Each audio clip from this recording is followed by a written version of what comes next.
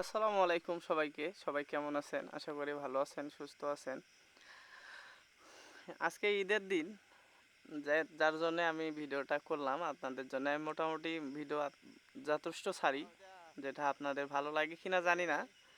তবে আমাকে ভালোবাসার মানুষ অনেক আছে এবং যারা আমাকে পছন্দ করে তারা আমার ভিডিও অনেকে দেখে। আমার লাইফস্টাইল যেভাবে চলাফেরা করি ওই জন্যে আমি ভিডিওগুলো ছাড়ি।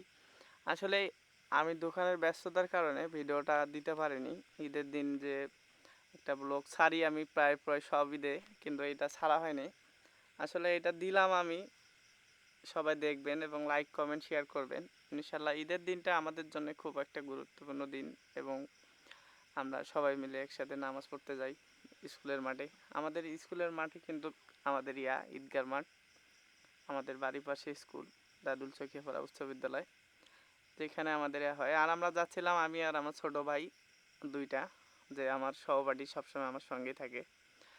আর ঈদের দিনটা আমার জন্য খুব স্পেশাল ছিল, কারণ আমি এত আনন্দিত ছিলাম যে বলার বাহিরে, মানে কি বলবো বোঝানো যাচ্ছে না। আসলে আল্লাহ তালা আমাকে সব থেকে গুরুত্বপূর্ণ যে বিষয় যেটা, যে আমি মুসলিম ঘরে জন্মগ্রহণ করেছি, আমি আল্লাহ তালার কাছে লাখো শুক্রিয়া যে এমন আমরা একটা ধর্ম পেয়েছি, যার জন্যে শুক্রিয়ার শেষ নাই। যে এত এত এত আলহামদুলিল্লাহ। যাই হোক, নামাজ পড়তে যায় যে প্রচুর পরিমাণ গরম, আর অনেক রোদ ছিল, সবারে পিছের লাইনে পড়ছিলাম, কারণ আমি ঘুম থেকে উঠছি 7:30টায়, আমাদের 8টায় জামাত ছিল। খুব তাড়াহুড়া করে গেছি, ওই জন্য সবার পিছের লাইনে পড়ছি। আল্লাহ তালা যেন আমাদের সকলকে ভালো রাখে এবং সুস্থ রাখে, আল্লাহ তালার কাছে এটাই আমাদের চাওয়া। সারা বিশ্বের মানুষ যেন ভালো থাকে, আর যত বালা মুসিবত আছে সব কিছু যেন দূর করে দেয়। আসলে নামাজ শেষে আমরা এখন যাব কবর জিয়ারত করতে।